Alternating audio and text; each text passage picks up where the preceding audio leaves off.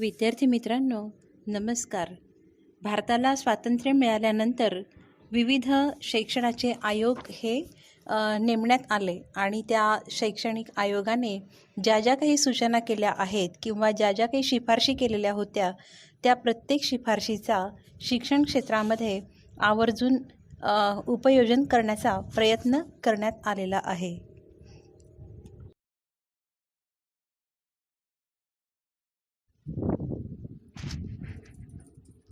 त्याचाच एक भाग म्हणजे प्राथमिक शिक्षणाचा कायदा.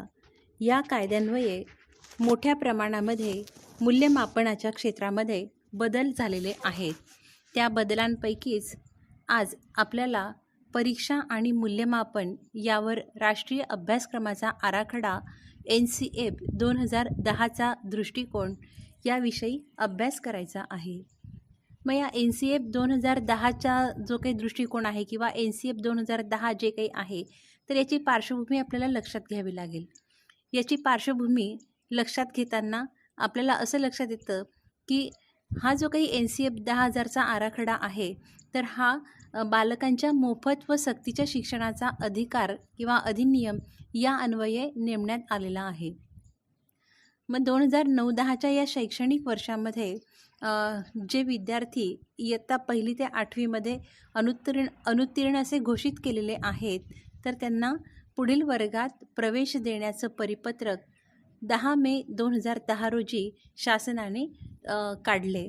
या परिपत्रकान्वये काही विशेष सूचना या शाळांना करण्यात आलेल्या होत्या. मग या सूचनांमध्ये जे विद्यार्थी संपादनुकीमध्ये ज्या विषयामध्ये असमाधानकारक आहे तर त्यांना अपेक्षित पातळीवर आणण्यासाठी या विशेष सूचना होत्या. यातली पहिली सूचना या ठिकाणी लक्षात येते ती म्हणजे अपेक्षित अध्ययन क्षमतेपर्यंत प्रत्येक विद्यार्थी आणण्याची जी काही जबाबदारी होती तर ती विषय शिक्षक आणि मुख्याध्यापक यांची असेल. त्यानंतर दुसरी सूचना अशी करण्यात आली की अनुत्तीर्ण विद्यार्थ्यांच्या उत्तरपत्रिका तपासाव्यात आणि उणिवा शोधाव्यात. म्हणजे या ठिकाणी जे विद्यार्थी अनुत्तीर्ण झालेले असतील तर त्या विद्यार्थ्यांच्या उत्तरपत्रिका या पुन्हा शिक्षकांनी तपासाव्या आणि त्या उत्तरपत्रिकांमध्ये कोणकोणत्या प्रश्नांची उत्तरं विद्यार्थ्यांची चुकलेली आहेत, त्यावरनं त्यांना कुठला भाग समजलेला नाही यासारख्या ज्या उणिवा आहेत तर त्या शोधणं हे शिक्षक आणि मुख्याध्यापक या दोघांचीही जबाबदारी आहे असं NCEP 2010च्या आराखड्यामध्ये म्हटलेलं आहे. मग तिसरी सूचना या ठिकाणी अशी करण्यात आली की या उणिवा दूर करण्यासाठी विशेष मार्गदर्शन वर्ग सुरू करावेत. मग आता सध्या जर आपण शाळांमध्ये पाहिलं तर असे विशेष मार्गदर्शन वर्ग हे सुरू आहे असं आपल्याला एकंदरीत दिसतं. ज्यावेळी आपण शाळांमध्ये पाठांना जातो तर त्यावेळी तिथले शिक्षक आपल्याशी बोलत असतात की आमचे अमुक एक विद्यार्थी जे आहेत तर ते ह्या विषयात म्हणण्यापेक्षा आपल्याला लक्षात येतं की प्रामुख्याने साधारण इंग्रजी आहे, गणित आहे किंवा विज्ञान यासारख्या विषयांमध्ये मागे आहेत. तसंच काही विद्यार्थी जे आहेत तर ते वाचन आणि लेखन यामध्ये मागे असल्याचं त्यांनी आपल्याला निदर्शनास आणून दिलेलं आहे. मग आता ह्या ज्या काही उणिवा आहेत तर या उणिवांसाठी मार्गदर्शन वर्ग या शाळांमध्ये सुरू झाल्याचं आपल्याला एकंदरीत निश्चित लक्षात येतं. मग ह्या उणिवा जेव्हा केव्हा दूर होतील तेव्हा त्या अनुत्तीर्ण विद्यार्थ्यांना पुढील वर्गामध्ये प्रवेश द्यायचा आहे. जर या विद्यार्थ्यांना पुढील वर्गामध्ये प्रवेश दिला नाही तर शाळांवरती कठोर कारवाई करण्यात येणार आहे असं हे जे परिपत्रक आहे 10 मे 2010चं या अन्वये सर्व शाळांना ही माहिती देण्यात आलेली आहे. मग आता हा जो काही आपला NCEP 2010चा भाग आहे मूल्यमापनाच्या संदर्भातला तर याला आधार शासन निर्णयाचा आहे. 10 मे 2010चं परिपत्रक हे शासन निर्णयान्वये काढण्यात आलेलं आहे. मग हा शासन निर्णय नेमका कोणता तर बालकांना मोफत व सक्तीच्या शिक्षण अधिनियमातील कलम 29(1) आणि 2 यानुसार शैक्षणिक वर्ष 2010-11 पासून इयत्ता 1ली ते 8वी सातत्यपूर्ण सर्वंकष मूल्यमापन कार्यपद्धती लागू करणे हा शासनाचा निर्णय. या अन्वये ही NCF 2010ची निर्मिती झालेली आहे. मग आता आपल्याला माहिती आहे की 2009ला भारतातल्या प्रत्येक बालकाला मोफत आणि सक्तीचं शिक्षण हा जो काही हक्क आहे, मूलभूत हक्क हा प्रदान करण्यात आलेला आहे. आणि या कलमान्वयेच किंवा या हक्काच्या अधीन राहूनच कलम 29(1) आणि 2 या अनुषंगाने किंवा या कलमाद्वारे शैक्षणिक वर्ष 2010-11 पासून इयत्ता 1ली ते 8वीमध्ये सातत्यपूर्ण सर्वंकष मूल्यमापनाची कार्यपद्धती लागू करणे हा शासन निर्णय घेण्यात आला. आणि या सातत्यपूर्ण सर्वंकष मूल्यमापन लागू करण्याचा मुख्य हेतू कोणता होता? तर या ठिकाणी आपल्याला दिसतंय की व्यक्तिमत्व विकासाच्या सर्व पैलूंचे सातत्याने आणि विविध अंगांनी मूल्यमापन करणे. आपण बघितलं तर थोडासा इतिहास आपल्या डोळ्यासमोर येतो की ज्यावेळी भारताला स्वातंत्र्य मिळालेले नव्हते किंवा भारत हा पारतंत्र्यात होता, त्यावेळी इंग्रजांनी केवळ कारकून तयार केले. त्यानंतर हळूहळू जसं जसं आपल्याला स्वातंत्र्य मिळालं किंवा मग हळूहळू आणखी विविध प्रकारचे शिक्षणतज्ज्ञ आले, त्यांनी त्यांचे मत मांडले, त्यानुसार आपल्या शिक्षणाचा विकास हा होत गेलेला आहे. आणि आज कुठल्या टप्प्यावर आलेला आहे? तर विद्यार्थ्याच्या व्यक्तिमत्वाचा विकास जो आहे तर तो होणं गरजेचं आहे. आणि म्हणून लेखन, वाचन, गणन यासोबतच आपल्याला त्याच्या व्यक्तिमत्वातल्या सर्व पैलूंचं मूल्यमापन करायचं आहे. पण मग हे जे मूल्यमापन आहे हे वर्षाच्या अखेरीला किंवा मध्येच कधीतरी न करता सातत्याने करायचं हा त्याचा मुख्य हेतू आहे. मग हा जो हेतू आहे तर हा प्रामुख्याने 2 उद्दिष्टांवरती भर देतो. मग ही 2 उद्दिष्ट कोणती? तर यातलं पहिलं उद्दिष्ट आपल्याला लक्षात येतं ते म्हणजे व्यापक अध्ययन प्रक्रियेचे सातत्यपूर्ण मूल्यमापन. म्हणजे अध्ययन प्रक्रिया जी आहे विद्यार्थ्याची तर ही प्रत्येक दिवसाची असते. म्हणजे विद्यार्थी जो काही शिकतो तर हा दररोज काही ना काही शिकत असतो आणि म्हणून त्याच्या अध्ययन प्रक्रियेचं सातत्याने मूल्यमापन करणं हे पहिलं उद्दिष्ट आहे. आणि दुसऱ्या उद्दिष्टामध्ये वर्तनातील दृश्य बदल जे आहेत किंवा वर्तन जे आहे, जे बदललेलं वर्तन आहे तर त्याचं आपल्याला या ठिकाणी मूल्यमापन करावायचं आहे. मग हे जे मूल्यमापन आपल्याला करायचं आहे शाळेतल्या शिक्षकांसाठी जे सांगितलेलं आहे NCF 2010च्या मार्फत, तर त्यासाठी काही सूचना करण्यात आलेल्या आहे की हे जे मूल्यमापन आहे हे करताना संपूर्ण भारतभरातील शाळांमध्ये एकवाक्यता असावी म्हणून राष्ट्रीय अभ्यासक्रमाचा आराखडा 2010ने काही सूचना मांडलेल्या आहेत. मग या सूचनेमध्ये आपल्याला पहिली सूचना अशी लक्षात येते की मूल्यमापन हे अध्यापन प्रक्रियेचा अविभाज्य भाग आहे, त्यामुळे तेही आनंददायी असावे. मग आता आपल्याला माहिती आहे की अध्ययन आणि अध्यापन ही जी प्रक्रिया आहे तर या प्रक्रियेला पूर्णविराम कुठे मिळतो? तर तो मूल्यमापनाने. म्हणजे अध्ययन किती झालं किंवा मग अध्यापन जे आहे हे प्रभावी कसं झालं हे जर आपल्याला पाहायचं असेल तर त्याला एकमेव उपाय किंवा एकमेव पर्याय जो आहे तो म्हणजे मूल्यमापन. मग मूल्यमापन हे जे काही आहे तर ते जसं अध्यापन प्रक्रिया आपण आनंददायी करण्याचा प्रयत्न करतो त्याचप्रमाणे ते सुद्धा आनंददायी करणं आवश्यक आहे. मग या ठिकाणी आनंददायी हा शब्द आवर्जून वापरलेला आहे, कारण आजही परीक्षा म्हटलं की प्रत्येक बालकाला मोठं टेन्शन वाटतं किंवा ताण वाटतो. तर हा ताण कमी करायचा आहे आणि हा जर ताण आपल्याला कमी करायचा असेल तर त्यामध्ये थोडासा आनंददायीपणा आणणं गरजेचं आहे, अशी पहिली आणि खूप महत्त्वाची सूचना NCF 2010ने मांडलेली आहे. मग आता दुसऱ्या सूचनेमध्ये काय सांगितलं आहे तर विद्यार्थ्याचे मूल्यमापन पूर्णपणे वर्ग शाळा पातळीवरच गांभीर्याने करण्यात यावे. मग आता विद्यार्थ्याचं जे काही मूल्यमापन आहे मग हा कोणता विद्यार्थी? तर इयत्ता 1ली ते 8वीचा. मग या इयत्ता 1ली ते 8वीच्या विद्यार्थ्याचं जेही काही मूल्यमापन केलं जाणार आहे तर हे वर्ग किंवा शाळा पातळीवरच करण्यात यावं असा या ठिकाणी एक थोडासा इशारा केला आहे. गांभीर्याने करण्यात यावं असं म्हटलं आहे. म्हणजे यामध्ये कोणत्याही प्रकारची चालढकल किंवा मग ही सूचना थोडीशी दुर्लक्षित करून चालणार नाही आहे, हे इथे लक्षात येतं. तर आपल्या भागामध्ये किंवा आपल्या महाराष्ट्रामध्ये आपण इयत्ता 10वी हे जे काही आहे तर हे SSC बोर्ड याला म्हणतो आपण. इयत्ता 8वीपर्यंत असं कुठल्याही प्रकारचं बोर्ड नाही आहे किंवा त्याची परीक्षा जी आहे तर ती परीक्षा म्हणजे एकंदरीत महाराष्ट्रापुरती मर्यादित, म्हणजे महाराष्ट्रामध्ये होत नाही, तर ती शाळेमध्येच होत असते. पण असं जरी असलं तरी आपल्याला माहिती की काही मोठ्या संस्था आहेत, तर त्या संस्थांच्या अनेक शाळा आहेत आणि त्यांचा जो काही निकाल आहे तर ते त्या सर्व शाळांना मिळून काढत असतात. तर अशा शाळांसाठी हा इशारा या ठिकाणी NCF 2010ने केलेला आहे की आपल्या शाळेतील विद्यार्थ्याचं जे काही मूल्यमापन आहे तर हे वर्ग पातळीवरच असणं आवश्यक आहे.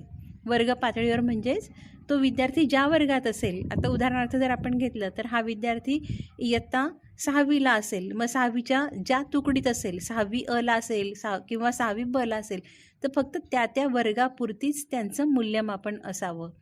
बऱ्याचदा आपल्याला लक्षात येतं की शाळेतनं पहिला विद्यार्थी काढला जातो किंवा मग आणखी सर्व तुकड्यांमधनं पहिला विद्यार्थी काढला जातो. तर हे असं क्रमवारी देणं किंवा सर्व शाळेमधनं विद्यार्थी निवडणं हे चुकीचं आहे. हे या ठिकाणी NCF 2010चं सूचना आहे आणि ती गांभीर्याने पाळली जावी असं या ठिकाणी त्यांनी इशारा केलेला आहे. मग आता पुढची सूचना जी आहे तर या सूचनेमध्ये काय म्हटलं आहे की उद्दिष्टानुवर्ती व वर्षभर सातत्य असावे. काय तर मूल्यमापन अर्थातच. तर हे जे काही मूल्यमापन आहे तर हे मूल्यमापन कसं असलं पाहिजे तर ते उद्दिष्टानुवर्ती असलं पाहिजे. म्हणजे आपल्याला माहिती आहे की डॉक्टर ब्लूम यांनी जी काही टेक्सॉनॉमी सांगितली, जी काही वर्धित श्रेणी सांगितलेली आहे उद्दिष्टांची, तर त्यामध्ये ज्ञान, आकलन, उपयोजन, कौशल्य किंवा मग अभिरुची, अभिवृत्ती, सर्जनशीलता असे विविध उद्दिष्ट सांगितलेले आहेत. तर या उद्दिष्टानुरूप आपलं मूल्यमापन असणं गरजेचं आहे. आपण युनिट टेस्ट किंवा मग संविधान तक्ता आपण शिकलो, तर ह्या संविधान तक्त्यामध्ये आपण उद्दिष्टानुसार गुणविभागणी केलेली होती.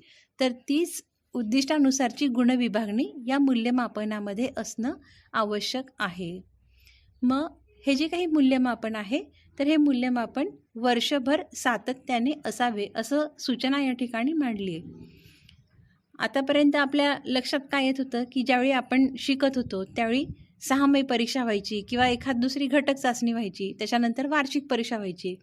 पण आता अशा टप्प्याटप्प्याने परीक्षा न घेता आपल्याला या विद्यार्थ्यांचं अगदी सातत्याने मूल्यमापन करायचं आहे. मग आता मूल्यमापनाचा अर्थ फक्त परीक्षाच आहे असा इथे नाही आहे. आपल्याला पुढे अजून शिकायचं आहे की सातत्यपूर्ण सर्वंकष मूल्यमापन हे कसं करायचं आहे, आणि म्हणून केवळ परीक्षा म्हणजे मूल्यमापन हा अर्थ इथे आपल्याला थोडासा दुर्लक्षित करायचा आहे, जो आपण वर्षानुवर्ष तोच लक्षात घेतलेला आहे. मात्र आता सातत्यपूर्ण सर्वंकष मूल्यमापनामध्ये आपल्याला तो थोडासा दुर्लक्षित करायचा आहे. आणि म्हणून ही जी सूचना आहे तर ह्या सूचनेमध्ये काय म्हटलं आहे की आपल्याला मुलांचं जे मूल्यमापन करायचं आहे तर हे कसं करायचं आहे तर उद्दिष्टानुवर्ती, म्हणजेच ज्ञान, आकलन, उपयोजन, कौशल्य हे जे काही उद्दिष्ट आहे तर या उद्दिष्टांना धरून मूल्यमापन करायचं आहे आणि ते संपूर्ण वर्षभर आणि सातत्याने करायचं आहे. आता शेवटी या ठिकाणी सूचना मांडलेली आहे की मूल्यमापन हे 2 प्रकारचे असावे. एक म्हणजे आकारिक मूल्यमापन आणि दुसरं संकलित मूल्यमापन. मग हे आकारिक मूल्यमापन आणि संकलित मूल्यमापन हे 2010 आपला जो काही राष्ट्रीय शिक्षणाचा आराखडा जो आहे NCF 2010, तर या 2010च्या आराखड्यानुसार हे 2 प्रकारचं मूल्यमापन पहिल्यांदा आपल्याला ऐकायला मिळाले किंवा आपण पहिल्यांदा याच्यावरती काम करायला लागलेलो आहेत. मग हे आकारिक मूल्यमापन नेमकं काय आहे किंवा मग आकारिक मूल्यमापन हे कसं करावं या संदर्भातही NCF 2010मध्ये अतिशय विस्तृत प्रकारच्या सूचना करण्यात आलेल्या आहे. शिक्षकाला या सूचनांमुळे एक चांगल्या प्रकारे मार्गदर्शन मिळालेलं आहे असं म्हणायला हरकत नाही. मग आता सुरुवातीला आकारिक मूल्यमापन काय आहे याचा आपण जर विचार केला तर विद्यार्थ्याचं जे काही व्यक्तिमत्व आहे तर हे हळूहळू आकार घेत असतं आणि मग ह्या आकार घेत असलेल्या व्यक्तिमत्वाच्या विविध पैलूंचं मूल्यमापन ज्या ज्या तंत्राद्वारे केलं जातं त्याला आकारिक मूल्यमापन असे म्हणतात. तसं आपण याची व्याख्या किंवा या सर्व गोष्टी आपण आणखी नंतर पाहणारच आहोत. आता सध्या आपल्याला NCF 2010 या आकारिक मूल्यमापनासंदर्भात काय सूचना करत आहे याचा आपल्याला विचार करायचा आहे. मग या ठिकाणी म्हटलं आहे की मूल्यमापनाचा विचार जो आहे हा जीवन कौशल्यांच्या अंगांनी करावा असं म्हटलेलं आहे. म्हणजे शिक्षण घेतल्यानंतर किंवा शिक्षण आणि जीवन हे दोन वेगळे वेगळे रस्ते नाही आहे, तर एकाच रस्त्याचे दोन किनारे आहेत असं जर म्हटलं तर ते चुकीचं होणार नाही. आणि म्हणून आपला हा जो विद्यार्थी आहे या विद्यार्थ्याला जे शिक्षण द्यायचं आहे तर हे निश्चितच जीवनाभिमुख शिक्षण द्यायचं आहे आणि म्हणून त्याला जीवन कौशल्य त्याचं जे आहे तर ते विकसित करायचं आहे. आणि म्हणून मूल्यमापन आपल्याला जे काही करायचं आहे तर ते जीवन कौशल्यांच्या अंगाने करायचे असं या ठिकाणी म्हटलेलं आहे. मग जर आपण मूल्यमापन जीवन कौशल्यांच्या अंगाने करणार असू तर निश्चितच शिक्षणाची प्रक्रियासुद्धा ही उद्दिष्टानुरूप आणि जीवनाभिमुख होण्यास मदत होईल असं त्यांनी म्हटलेलं आहे. आपल्याला माहिती आहे की आपण म्हणण्यापेक्षा आजपर्यंत शाळा ज्या आहेत तर त्या विद्यार्थ्याला चांगला माणूस घडविण्याबरोबरच त्या परीक्षार्थीसुद्धा घडवत होत्या असं आपल्याला लक्षात येतं आहे की अमुक एक भाग आहे हा परीक्षेला विचारला जाईल याचा नीट अभ्यास करा.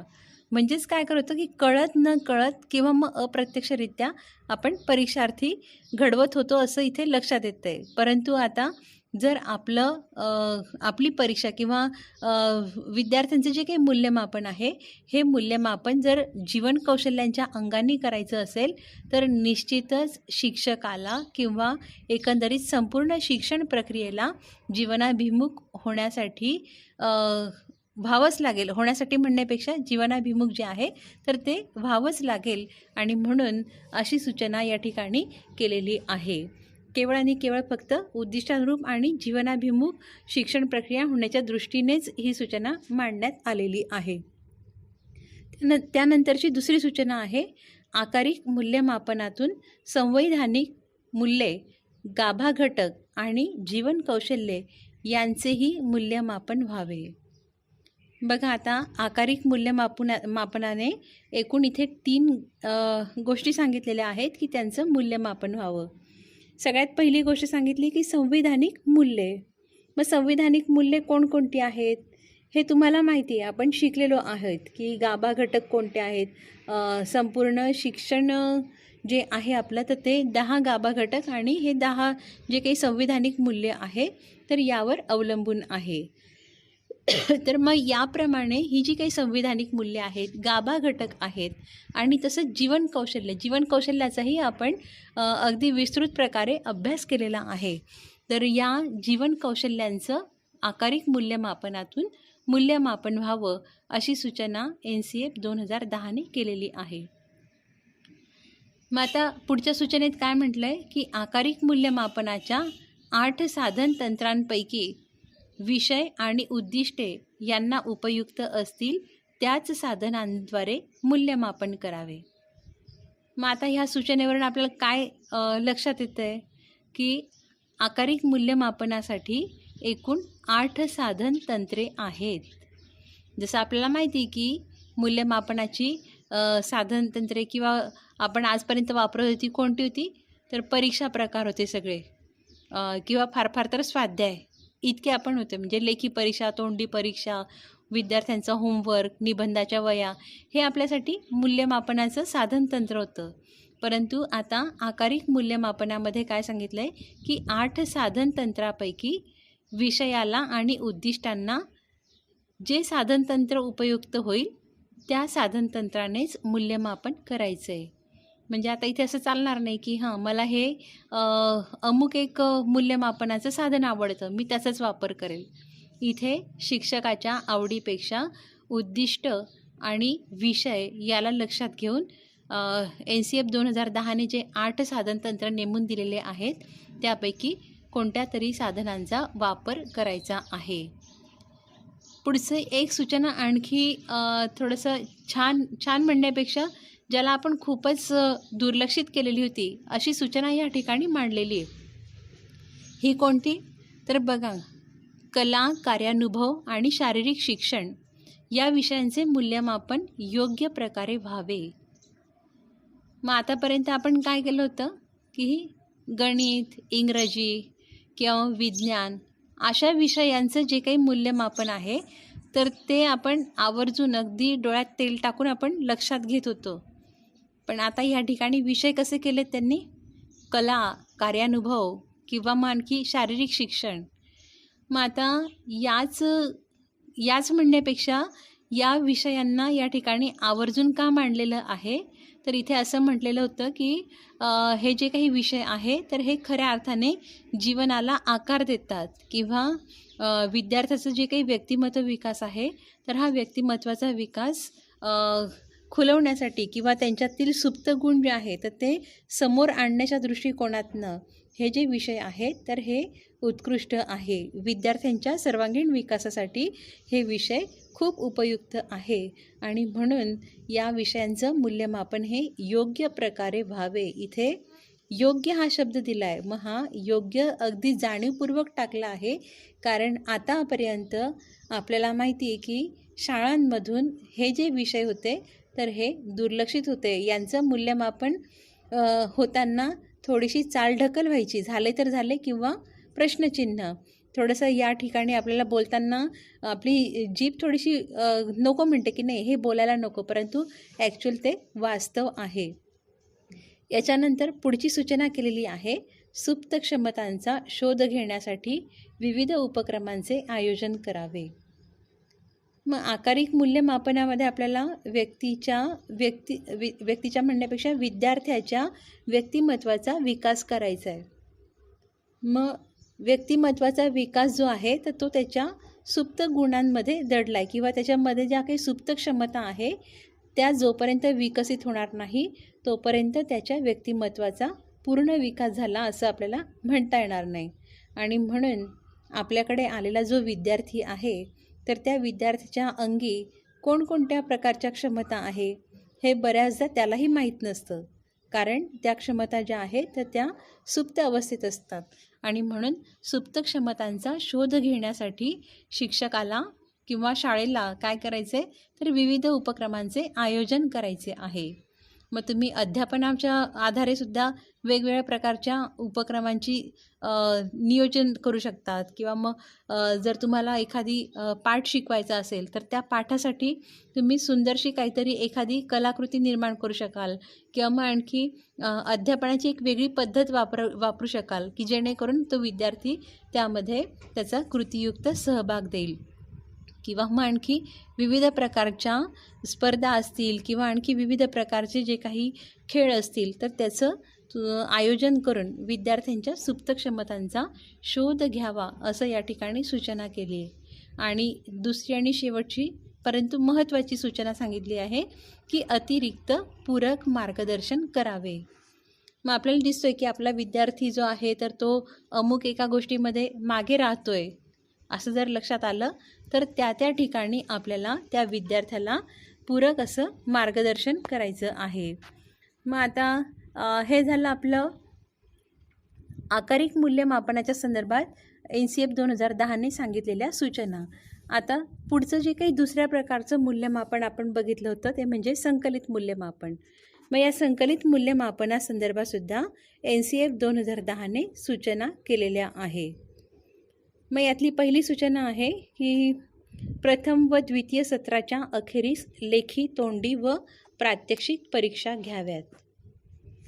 मग आता आजपर्यंत आपण ज्या परीक्षा घेत आलेलो आहोत त्याच परीक्षांच्या संदर्भात संकलित मूल्यमापन आहे आणि या संकलित मूल्यमापनामध्ये त्यांनी सांगितलं आहे की वर्षाच्या फक्त अखेरीस नाही तर दोन्ही सत्रामध्ये शाळांमध्ये 2 सत्र असतात, प्राथमिक सत्र किंवा ज्याला प्रथम सत्र आपण म्हणतो आणि दुसरं द्वितीय सत्र. तर अशा दोन्ही सत्रांमध्ये दोन्ही सत्रांच्या शेवटीला म्हणजेच अखेरीला लेखी परीक्षा, तोंडी परीक्षा आणि काही विषयांच्या प्रात्यक्षिक परीक्षा घ्याव्यात अशी सूचना या ठिकाणी केली आहे. दुसऱ्या सूचनेमध्ये काय म्हटलं आहे तर लेखी परीक्षेमध्ये मुक्त प्रश्न जे आहेत किंवा मुक्त उत्तर असणाऱ्या प्रश्नांना प्राधान्य द्यावे. तर आता इथे विद्यार्थ्यांच्या विचार प्रक्रियेला संधी द्यायची आहे आणि म्हणूनच ही सूचना NCF 2010ने केलेली आहे की आपण प्रश्नपत्रिकेमध्ये जे प्रश्न विचारणार आहोत तर त्या प्रश्नांमध्ये मुक्त उत्तर असणारे प्रश्न जे आहेत तर ते आवर्जून विचारायचे आहेत. मग आता ह्या ठिकाणी सुद्धा आपल्याला इयत्ता 1 ते 8वीचा वर्ग आहे, तर या पहिलीच्या वर्गापासून आपल्याला मुक्त उत्तर असणारे प्रश्न नाही विचारायचे आहेत, तर त्याच्यामध्येही टप्पे आहेत. लहान वर्ग असेल तर त्या ठिकाणी आपण वस्तुनिष्ठ स्वरूपाचे प्रश्न विचारणार आहोत. जसा जसा वर्ग वाढत जाईल वयोगटानुसार आपल्याला या मुक्त उत्तर असणारे जे प्रश्न आहेत तर ते विचारायचे आहेत.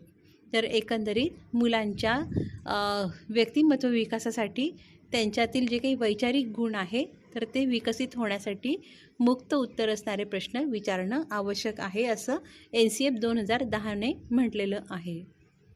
त्यानंतर तिसरी सूचना जी आपल्याला आकारिक मूल्यमापनामध्ये पण पाहायला मिळाली होती, जी NCF 2010ने सांगितलेली होती, तीच या ठिकाणी पण आहे की संवैधानिक मूल्ये, गाभा घटक, जीवन कौशल्ये व दूरगामी उद्दिष्टे यांचे मूल्यमापन व्हावे.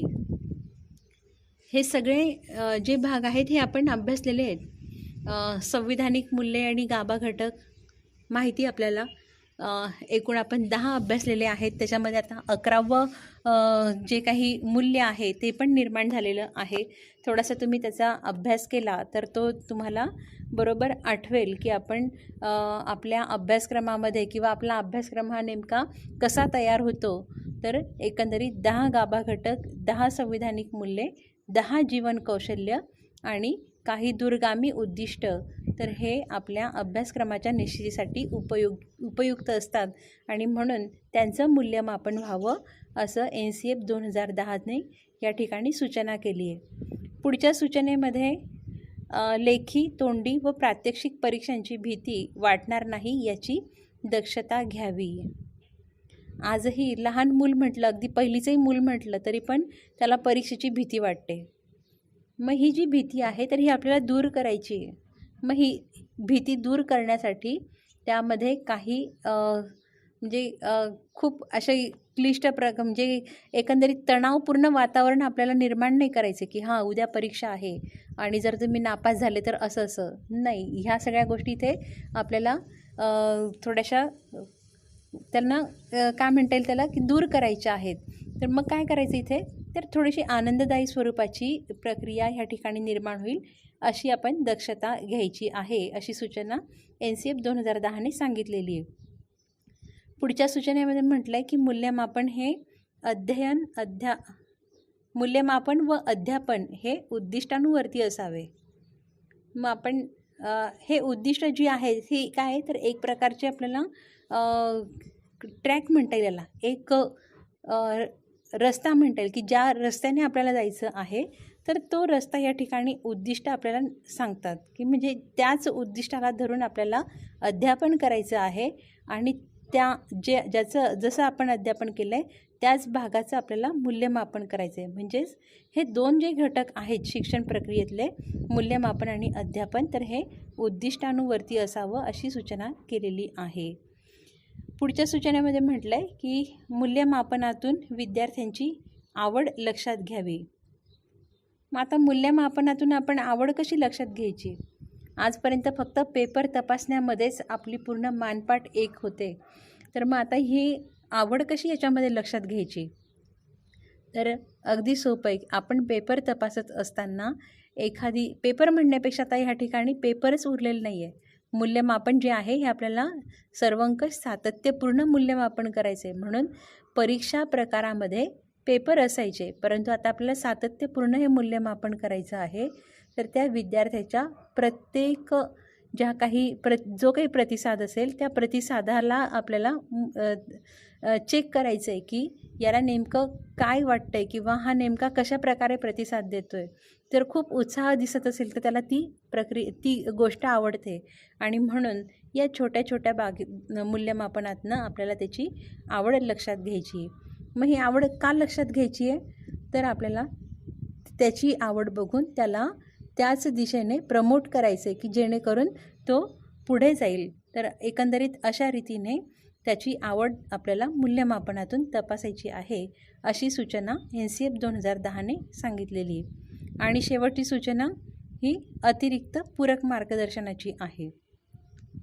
मग अतिरिक्त पूरक मार्गदर्शन जे आहे, तर हे अतिरिक्त पूरक मार्गदर्शन जर समजा एखादी आपण विद्यार्थ्यांची लेखी परीक्षा घेतली आणि ह्या लेखी परीक्षेमध्ये विद्यार्थ्याला एखादी भाग समजलेलाच नाही आहे असं एकंदरीत लक्षात आलं किंवा एखाद्या विषयामध्ये तो अनुत्तीर्ण झालेला दिसतो आहे की त्याला कमी मार्क आहेत, खूप कमी मार्क आहेत. मग अशा वेळी आपल्याला काय करायचं आहे की त्याला त्या विषयाचं मार्गदर्शन करायचं आहे.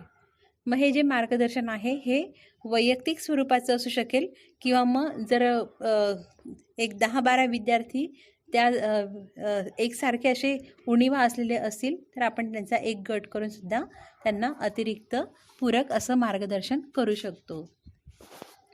मग आता एकंदरीत मूल्यमापनाच्या संदर्भात आपण संकलित मूल्यमापन आणि आकारिक मूल्यमापन या दोघांच्या संदर्भात सूचना ज्या सांगितलेल्या होत्या NCF 2010ने त्या आपण लक्षात घेतल्या.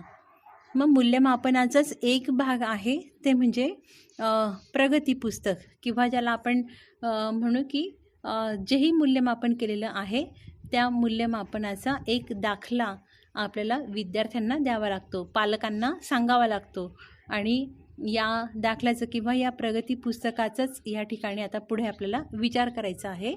तर तो आपण श्रेणी पद्धतीचा वापर या संदर्भात करणार आहोत. तर NCF 2010मध्ये ज्या सूचना केलेल्या आहेत तर त्या सूचनांमध्येच श्रेणी पद्धतीचा वापर हा का करावा किंवा कसा करावा या संदर्भातही काही मार्गदर्शक सूचना केलेल्या आहेत. त्यापैकी पहिली सूचना इथे लक्षात येते की प्राप्त गुणांकाच्या आधारे श्रेणी निश्चित करून विषयांच्या श्रेणी प्रगती पुस्तकात लिहाव्या. काय म्हटलं या ठिकाणी पहिल्या सूचनेमध्ये की विद्यार्थ्याला जेही काही गुण मिळणार आहेत तर ते गुण श्रेणीमध्ये कन्व्हर्ट करायचे. म्हणजे आपल्याला एक त्यांनी चार्ट दिलेला आहे की साधारण 80 मार्क असतील तर त्याला कोणती श्रेणी आहे किंवा 60 गुण असतील त्याला कोणती श्रेणी आहे. तर याचा एक चार्ट आपल्याला NCF 2010ने दिलेला आहे. त्याला धरून आपल्याला काय करायचं आहे तर त्या गुणांच्या आधारे ते गुण जे आहे तर ते श्रेणीमध्ये आपल्याला कन्व्हर्ट करायचे आहे आणि तीच आपल्याला प्रगती पुस्तकात लिहायची. मग ही प्रत्येक विषयाला जी जी श्रेणी प्राप्त होईल ती श्रेणी आपल्याला प्रगती पुस्तकामध्ये लिहायची आहे. दुसरी सूचना केली आहे की संकलित श्रेणी लिहू नये.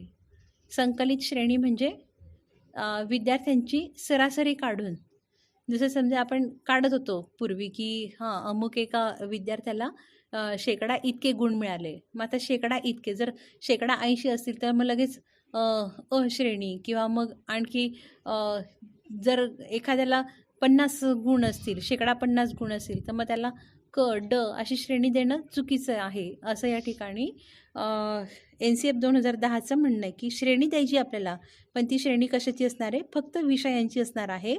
संकलित श्रेणी इथे मांडायची नाही आहे.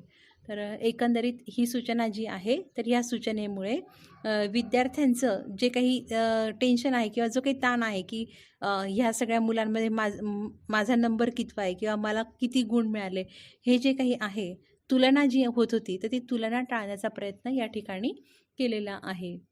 पुढची सूचना जी केलेली आहे ती म्हणजे शैक्षणिक प्रगतीचं वर्णनात्मक फलित लिहावे.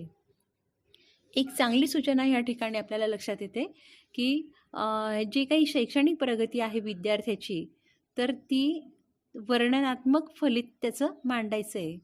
उदाहरणार्थ जर एखादी विद्यार्थी गणित पटापट करत असेल तर तिथे मांडायचं आहे की अचूक व जलद गतीने गणिते सोडवतो. किंवा मग एखाद्या विद्यार्थ्याला गोष्टीचे पुस्तकं वाचायला आवडत असतील तर मग ते लिहायचं आहे की याला गोष्टीचे पुस्तकंही वाचायला आवडतात. म्हणजे ज्याही काही गोष्टी, जीही काही फलितं असतील ती मांडायची. ही सकारात्मकता आपण मांडतोच, परंतु जर समजा एखादी विद्यार्थी इंग्रजीच्या शब्दांमध्ये चुकत असेल किंवा त्याची स्पेलिंग चुकत असेल तर तीसुद्धा आपल्याला मांडायची की याचा सराव करायचा, गणिताचा सराव करायचा किंवा मग आणखी इंग्लिशच्या ज्या काही स्पेलिंग आहेत तर त्यांचा सराव करायचा. अशा स्वरूपाचे काही आपल्याला वर्णनात्मक फलितं लिहायचे आहेत. जे आपण पूर्वी गुणांमध्ये लिहायचो तर ते गुणांमध्ये न लिहिता आता आपल्याला सरावाच्या दृष्टिकोनातून असेल किंवा कौतुकाच्या दृष्टिकोनातून असेल ते आपल्याला फलितं वर्णनात्मक मांडायची आहेत. मग आता पुढची सूचना जी आहे ही आणखी चांगली आहे पालकांच्या दृष्टिकोनातनं किंवा विद्यार्थ्याच्या दृष्टिकोनातनं की सकारात्मक ज्या काही शेरा आहे तो सकारात्मक शेरा वापरायचा आहे. सकारात्मक म्हणजे कसं की त्याने जीही काही प्रगती केलेली असेल त्याचं आपल्याला सकारात्मकरित्या मांडायचं आहे. ॲक्च्युअल ज्यावेळी हे लहान मुलं प्रगती पुस्तक हातात घेतात त्यावेळी त्यांना दिसतं की मी काय काय चांगलं करतो, ते पाहून त्यांना जास्त आनंद वाटतो. ही लहानशी मुलं असतात आणि त्यामुळे त्यांना त्यांच्या मनामध्ये कोणत्याही प्रकारचा असा किंतु परंतु निर्माण न होता या सकारात्मक सूचनेमुळे फक्त उत्साह निर्माण होणार आहे आणि म्हणून ही सूचना चांगली आहे. तसंच पालकांनासुद्धा कळतं की माझा मुलगा कोणकोणत्या चांगल्या गोष्टी करतो, तर अशा रीतीने सकारात्मक शेरा या ठिकाणी मांडणं गरजेचं आहे. आणि शेवटची जी सूचना आहे ती म्हणजे सर्व विद्यार्थी वरच्या श्रेणीकडे वाटचाल करतील यासाठी शाळा व शिक्षकांनी प्रयत्नशील असावे. मग आता वरच्या श्रेणीकडे म्हणजेच विकासाकडे, की आज जर ह्या विद्यार्थ्याला ब किंवा B1 मिळालेलं असेल तर तो Aकडे कसा जाईल याचा विचार शाळा आणि शिक्षकांनी करायचा आहे किंवा त्यासाठी प्रयत्नशील असावे अशी सूचना या ठिकाणी मांडलेली आहे. तर एकंदरीत NCF 2010 यांनी ज्या काही सूचना मांडलेल्या